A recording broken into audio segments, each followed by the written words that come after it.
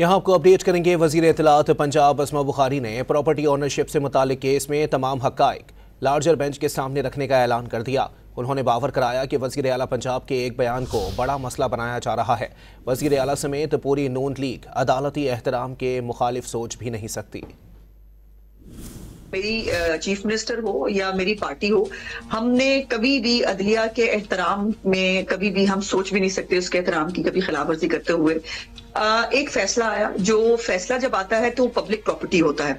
उस प्रॉपर्टी के ऊपर यकीनन कानून के तहत दायरा कार में रहते हुए उसके ऊपर बात की जा सकती है। शायद हम अपना केस ठीक से प्रेजेंट नहीं कर सके और अब उन्होंने चुके लार्जर बेंच के अंदर इस को भेज दिया है, तो हम यकीनन वहां जाकर फाइट करेंगे। तमाम हकाइक जो है वो सीजे साहिबा के सामने और लार्जर बेंच के सामने रखेंगे। इस सूबे के अंदर पॉलिसी क्या होगी, पॉलिसियां कैसे बनेंगी, इसका इख्तियार सिर्फ जो है वो चीफ एग्जीक्यूटिव जो है सूबे की उनके पास है और सूबाई असेंबली के पास है।